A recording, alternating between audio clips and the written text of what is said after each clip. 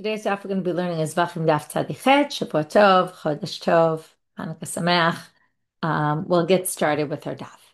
So we had at the end of yesterday's daf, we tried to figure out this law that we've been discussing about the chatat swallowing, right? When the chatat, one piece of meat swallows meat flavor, taste from another sin offering, or a sin offering, whether it's chulin, whether it's koshim kalim, if it swallows from the other, that piece of meat, whatever it is, takes on the characteristics of the sin offering or whatever it might be. So we said, with the pasuk, the context, and the reason why I said sin offering is because the context of those psukim in chapter 6 of Vayikra, verse 20, where the pasuk appears, is specifically the sin offering. From where do we get that it applies to other offerings as well? So for that, we saw that we have this pasuk, at the summary pasuk in Vayikra chapter 7, verse 37, at the end of all the section of the sacrifices, it says, these are the rules for the Zot Torah, for the Olah, the Mincha, the Chatat, the Asham, the Miluim, the Zevach Hashlamim. And now we're in the middle of darshaning all those words. We're going to learn the fact that all these things are juxtaposed in the verse. We're going to learn from each of these words some halacha that appears specifically there and can be taught to other places. So we talked about the Olah. Olah we learned it has to be done with a knife. All the others have to be done with a knife, not some sort of sharp implement. Then we learned from Mincha that Mincha is only eaten by male Kohanim. Then we said, wait, but the Shalmei Tzibur, the public peace offerings, it already says in its own pasuk, we have a drasha where it says, "B'kodesh kodeshim tochlenu kol zachar yochaloto," and they learn from there that they can only be eaten by male Kohanim. To which the Gemara answers, starting with the very end of yesterday's daf, beginning of today's, Tinaihi, Ika denafka lemihacha, Ika denafka lemihacha. For the Shalmei Tzibur, some people learn it from our pasuk, from the Mincha, and some people learn it from that other pasuk we just quoted about the Shalmei Tzibur, about the public peace offerings. So we have that Mincha teaches to all the other offerings. It's just a matter of, does it also teach to Shalmei Tzibur, or does that have its own pasuk? Chatat. What about the sin offering? What do we learn from there? We already know. That's why we're bringing this drasha. If something swallows the taste from another piece of sin offering, it's going to be sanctified just like it is. And we can learn from there to all the other sacrifices. Asham. What do we learn from guilt offering? Ma asham ein shafir v'shiliyah kadosh bo. Avkol ein shafir v'shiliyah kadosh bo. So the parts of the fetus, right, which might have fatty substances to them. If, let's say, a pregnant animal is brought as a sacrifice, and when they open it up, there's a fetus inside, well, the fatty parts inside there don't get offered on the altar. Now, how do we know this? We learn it from Asham. How do we know Asham it's not sanctified? Well, because Asham is always male, so there's not going to be a shafir and a shiliyah. There's no fetus in there. So because of that, they say, well, then we know that anything from, right, if this is, by the way, the umbilical cord or the fetus or, anything from there is not used. And we learn it from the Asham where it's a male animal and obviously there is no shafir or shiliyah. Now they say whoever the Tana of this source who does this drasha must hold two things. Number one, kasavar vladot kodashim v'havayatan hin kodoshim. Okay, the vlad of a sanctified animal is only going to be sanctified. Often we say the vlad of a sanctified animal is sanctified, but only when it's born, not when it's still in utero. And danim efshal mishe'i efshal. And another issue, which is a broader issue, not just related to pregnant animals, can you learn a situation where it's possible from a situation where it's impossible? It's impossible for an asham to have a shafir and a shiliyah, right? To have a fetus in there. It's impossible. There's no way that can happen. So can you learn from there to a case where it's possible, like a sin offering? Well, according to this Tana, obviously you can't. So this Tana holds that you can learn a case where it's possible from a case where it's impossible. Some people think that you can't do that, and that's why they're saying, obviously, this Tana thinks you can. Miluim. What do we learn from the Miluim offerings? Ma Miluim motrehem b'sreifa. Okay, now in the Miluim, this is on when they consecrated the Mishkan in the desert. So there's a pasuk there. Let's see if I can quickly find it. In pasuk kaftet, parak kaftet, where it talks about the Miluim, and it says there that if you have it left over till the morning, then you have to burn it. Okay, I'm trying to find it. Right. Okay. Pasuk lamed daled. V'im yivater mi basar hamiluim u'min alechem ad haboker. If you leave over from the basar, from the meat, or from the bread, v'sarafta tanotar ba'esh lo yachel ki kodeshu. Okay, and you have to, whatever's left, you have to burn, and you can't eat it. So now, what are we going to learn from here? Well, just like they are motrehen b'sreifa, if you leave over the meat, it's going to be burned. But ein ba'alei chayim b'motrehen. But you don't burn other leftover animals that are alive. What does it mean, a leftover animal that's alive? Let's say you designate two animals for a sacrifice, just in case something happens to one of them, and then you bring one of them, and the other one's still there. Well, that's called a motar. It's an unnecessary one now. Well, you might have thought you burn it. No. So just like by the miluim, you only burn the meat if it's left over, but not, right, if it's beyond this designated time, but not live animals. Af kol motrehem b'sreifa ve'em ba'alei chayim b'motrehen. Same thing with all other sacrifices. The no char will be burned, but you're not going to burn the live animals that are left over. Shlamim, last part of this drasha. What do we learn from peace offerings? This is very famous. We learned it already in the beginning of the Masechet, where we spent a lot of time on Pigul. If you remember, the psukim that we learned Pigul from are all talking about peace offerings. So they say, Mashlamim mifaglim umitpaglim, just like they create a Pigul situation and can cause other things to become Pigul, and they can become Pigul themselves. We'll explain what that means in a minute. Af kol mifaglim umitpaglim, that is true for all other sacrifices as well. Okay, the mitpaglim is easy. That means they become Pigul. If you have a pigul thought while you're doing the korban, right? Then that meat becomes pigul. That's mitpaglim. It happens to them. But mifaglim is it could cause other things to become pigul. Well, what if I mess up my korban and I make a pigul? All the libations that go along with it are also pigul, right? Because they are things that are connected with that offering. So it could cause pigul to happen to be to the word, but to fall onto, right, other things or to be moved onto other things. Okay, so that was the first way of darshaning that pasuk. Okay, and that taught us what we were looking for. Where do we get this law from? That it's not only for a sin offering, it's also for other offerings as well. B'manita tana mishmei de Rabbi Akiva. But there's a braita that has this in the name of Rabbi Akiva, a whole different way of darshaning this pasuk. And actually, we're going to learn our halacha from a completely different type of korban. Mincha, here we go. Ma mincha mitkadeshet beviloa, av kol mitkadeshet beviloa. Surprise, surprise. This pasuk also appears in a mincha, the same law. Okay, we're going to look at it. It's in the same chapter, Vayikra chapter 6. This section before, or two sections before, talks about zot Torah mincha. Here are the rules for the mincha. And then, in that section, in pasuk Yud Aleph, it says, Kol zachar b'vnei Aaron yochlena. Okay, the meal offerings are given to, the remainders are given to the Kohanim. Chok olam ledorotechem. Okay, this is a rule. Misha Hashem. And then it says at the end of that pasuk, Kol asher yiga behem yikdash. Anyone who touches this, or anything that touches it actually, will be sanctified. Same exact thing. And it says it by mincha. And this drasha says, we don't learn it from the chata to all the others. We learn it from a mincha to all the others.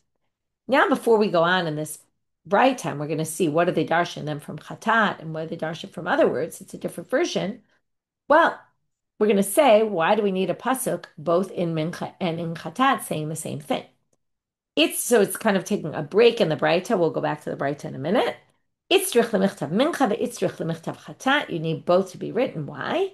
De'iesh me'ina mincha de'aydi derakicha mibala. Well, mincha offerings are often softer. They're made from dough, even though they're kind of hard because they're matzah-like, but they're somewhat soft. And because of that, you might have thought they're very absorbent. Of a chatat that's meat, emalo, maybe it's not so absorbent. And therefore, maybe this law wouldn't apply. Different people have different interpretations what this is. Rashi says it means chatat is very thick. The piece of meat is thick and therefore absorbs a lot, almost like sponge-like. And it kind of gets inside because it's thick. And then that's why the flavor can get really absorbed into it. Ava mincha, which is kind of more flat, emalo, maybe not. Well, sricha. That's why you need both. Okay, but since we already learned from the mincha, this halacha, what are we going to learn from chatat? So this is going to be a bit strange. You'll see as the Gemara goes into it, which is chatat. Ma chatat ena ba ela min achulin. So we're going to have three things we learn from chatat, which is interesting. Until now, we've only had one. But what do we learn from this? It has to come from money that's not sanctified at all, meaning not Maser Sheni money. If I have money that I redeem my fruits onto, and I'm supposed to bring them to Jerusalem to buy, I can buy all sorts of animals to bring as a korban. I can buy fruits to eat. I can buy all sorts of things, but I cannot buy a sin offering from that money. Uba yom. Okay, in a minute we're going to see where we get that from. Uba yom, the chatat has to be sacrificed in the day. So likewise, all sacrifices have to be done during the day. And biyado yemanit, all the actions have to happen with your right hand. Likewise for all other offerings. So afkol, likewise, all other offerings, ein ba elam chulin, number one, only from non-sacred money, ubiyom, during the day, ubiyado yamanit, and in the right hand. So the first thing we're going to do is figure out chatat minalan. How do we get that it can't be used, you can't buy it from Maser Sheni money? So they say, Amar Rav Chisda, Amar Kravi, kliv aharon et par chatat asher lo, mishalo velo mishal tzibur velo mishal maaser. So it says, Aaron sacrificed the par chatat. That was his. This is a chatat. It happens to be the unique chatat of Yom Kippur, but it says that belonged to him. What do we see from here? It has to come from his own money and not mishal tzibur, not from communal money, and not lo mishal maaser. Money owned by him, not money that was Maser Sheni money. So that's how we learn the halacha. We assume if that's a chatat, it's true for all chatats, and that's halacha we're going to learn to everything else. But there's two other halachot, which the Gemara is going to now question. Bayom, maybe yom tzavato nafka. So we learn that from a completely different pasuk.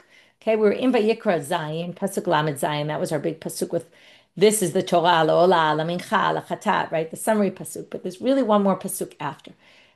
It really ends the whole section, which is Asher Tziva Hashem et Moshe, the next pasuk 38, which God commanded Moshe in Har Sinai, biyom tzavoto, on the day that he commanded. Here's going to be the drasha.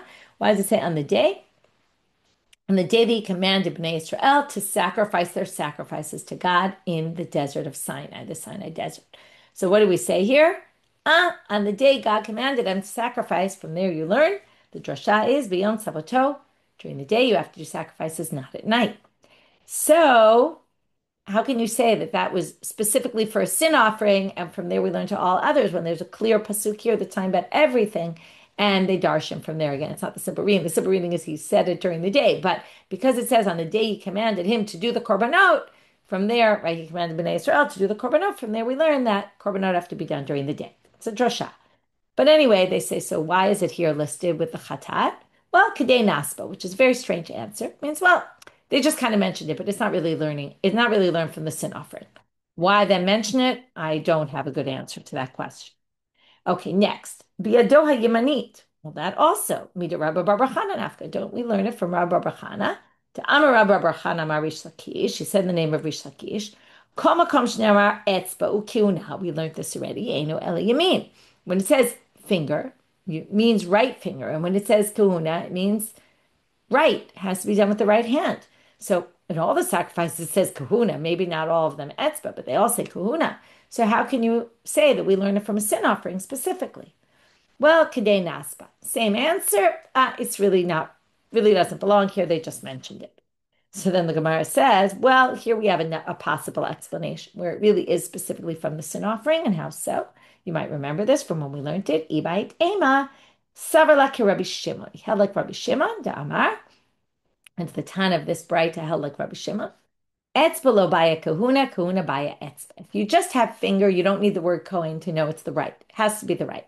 But if you have kahuna, which is the one that appears in most of the places, because etzba, if you remember, the finger, specifically if the kohen uses his finger when? In the blood of the sin offering. So yes, that's right hand. But when it says kahuna without etzba, it doesn't mean right hand, according to Rabbi Shimon. So there you would actually need to learn it. Unless kahuna comes with etzba, it doesn't mean right. So then you would have to learn it from chatat, and from there you could learn to all the other offerings. Okay, last drasha here before we move on. We switch topics. Asham. So the end of that long drasha of the second version of how to darshan that pasuk. What do we learn from guilt offering? Ma asham atzmotav mutarin, af kol atzmotav mutarin. Well, in a korban asham, the bones are permitted. How do we know that? Well, it says in the asham, this is in chapter 7, the beginning of chapter 7, it says, Kachatat ka'asham Torah lachem. Okay, the asham has rules just like the sin offering. And that's not important, but the continuation of that pasuk is hakohen asher yechaber bo lo yihiyeh. The Kohen who does the atoning, it will go to him. Now, why? What's the extra words lo yiyeh? It's to teach you even the bones go to him. So even though parts get sacrificed on the altar, the bones get to be enjoyed by the Kohen. So now what do you see here? Just like in Asham, the bones are permitted. Rashi says like to make vessels if you want out of them. Av kol atzmotav mutarin. Same is true for all other korbanot. And Rashi says the big chiddush here is the korban ola, which completely gets burned. And you would think maybe the bones get burned. It can't be given to the Kohen, but no, the bones go to the Kohen. Okay, what gets burned is the meat, but not the bones. Okay, now we move back to another topic. We started our chapter with the blood. If you remember, the blood that needs to get cleaned out of the clothes in the azara, they have blood from the korbanot on them. So Rav is going to have two sets of questions. One has to do with that, and the other one has to do with blood, but totally unrelated, blood on clothing, but not the same kind of blood on clothing. See in a minute. I'm a Rav. Both questions have the same format. Pshitali, it's obvious to me, and I was going to give a case. It's obvious, and then he's going to ask a question. It's obvious to me that dam, and now we're turning to Amud Bet, dam chatat lamata, v'dam ola lamala. If you have a stain on your garment from the Beit HaMikdash, you're in the temple, and the blood sprinkles on you from the blood in the cup, and you have blood from a sin offering on your shirt, then you get dam ola on top of that. Lamata lamala means the first stain, and then a second stain goes right above that one. Ta'un kibus, of course it needs to be laundered because first you got sin offering blood on it and the blood got absorbed in the garment, needs washing. But by Rabbi, here's his question. Dam ola lamata v'dam chatat lamala. What if you have ola blood got there first and got absorbed in the garment, and then on top of that you got a stain of sin offering? Here are the two sides. Do we say mishum nogeahu? It's just if it touches your garment, and hanogea, and this is touching it. O dilma mishum biluahu.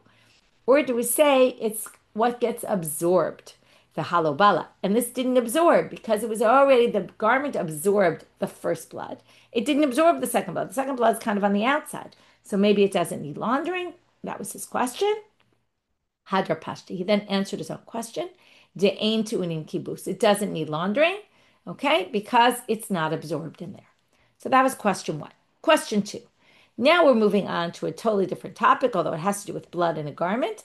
But if you have blood in a garment and you want to, let's say the garment became impure and you want to tovel it, you want to put it in a mikvah.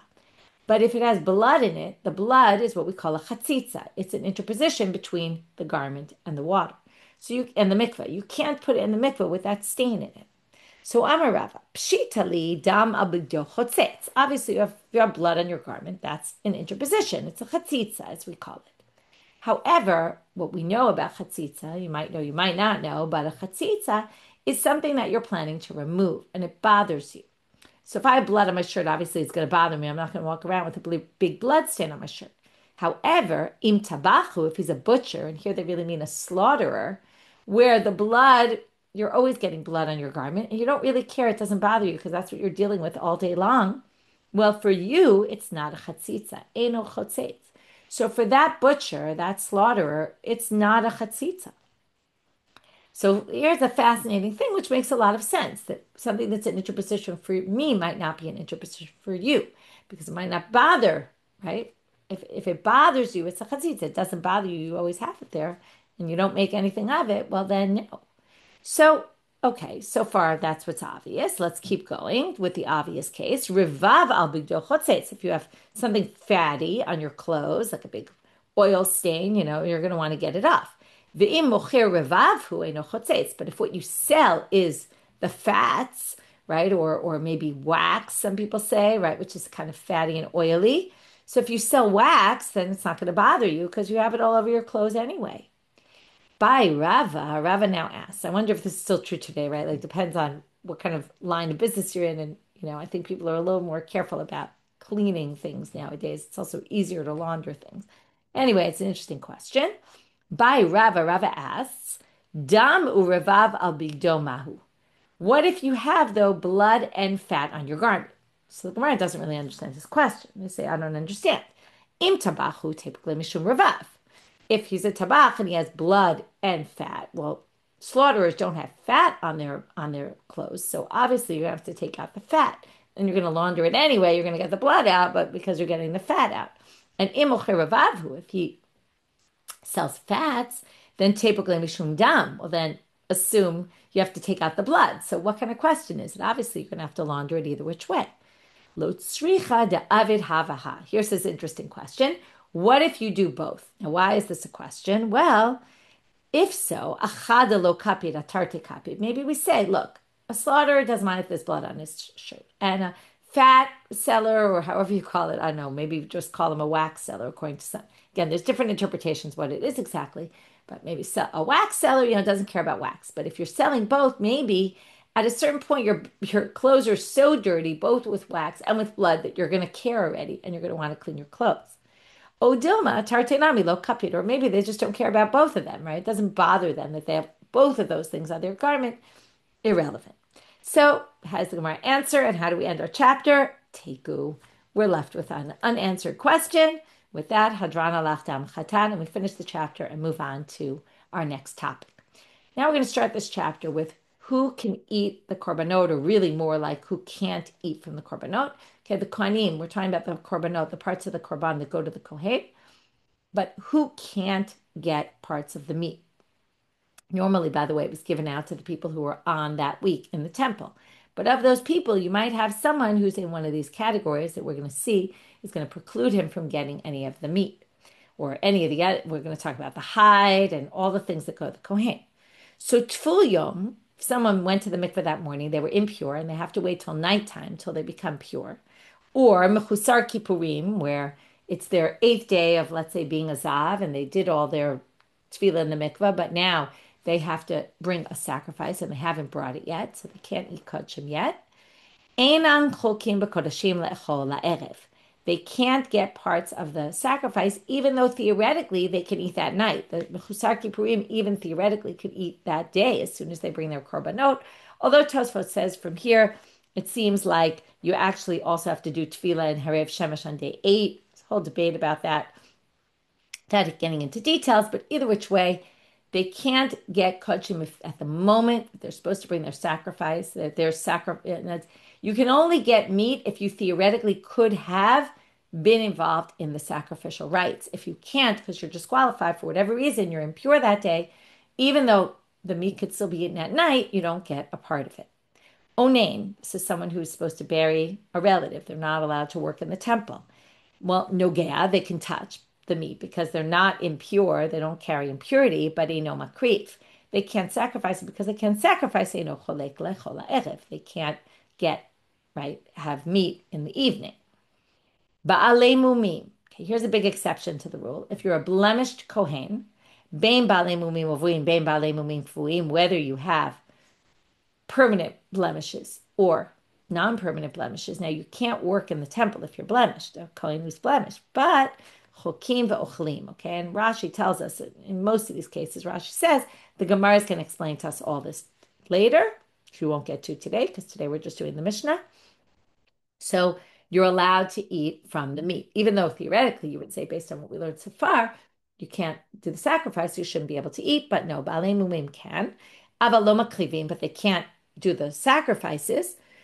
Kol she'eino ra'oi la'avoda, eino cholek bebasal. Now here they give this rule, even though it really doesn't sound like it fits with the Baal Mum. We're going to have to deal with this. But if you can't do avoda, then you can't get the meat. And kol she'ein lo bebasal, ein lo ba'orot. And if you can't get the meat, then you also don't get the hide. I mentioned that we talk about the hide, which also goes to the Kohen. You can't get that either. Afilu tamei b'shat zrikat amim v'tahor b'shat ikter chalavim eno cholek b'basal. Now we're going to, this we already kind of know, but we're now going to show it from a pasuk, which isn't so common. The Mishnah does that, and with that we'll end. Even if you're impure when it was time to sprinkle the blood, but you were impure, but when you can burn the meats, let's say you pushed off burning the fats until nighttime. You could do it at night. You could also do it during the day. You pushed it off till nighttime. It doesn't matter. Even if you or whoever was doing it pushed it off to nighttime, even if you're pure at the time that the fats are burned, because you weren't pure at the time of the sprinkling of the blood, you cannot eat the meat. You can't get a portion. Shneimar, where do we get it from? A pasuk. Hamakriv et damash lamim et achelav min bnei Aharon. The one who brings the sacrifice, here's the key part, of the blood of the peace offering and the fats, okay, but both of them. Lo tiyeh shokayim in the mana. To that person, you're going to get the shokayim. That part is given to the Kohen because the shlamim, the meat is actually eaten by the owners, but the shok, the thigh, is given to the Kohen. So from there we see only someone who could have sacrificed it, not someone who's not potentially able to sacrifice. And with that, we finish our daf. I'm going to do a quick review. We did these two different schools of thought of how to darshan that pasuk. Zot Torah la'olah lemincha. What we learn from each one to the other. The first one we learned our halacha about the meat absorbing from the other meat and becoming like it, right? From like the sanctified meat. That we learned from the sin offering, but in the second one we learned it specifically from the mincha offering, and then we went through all the different halachot that we learned from each other.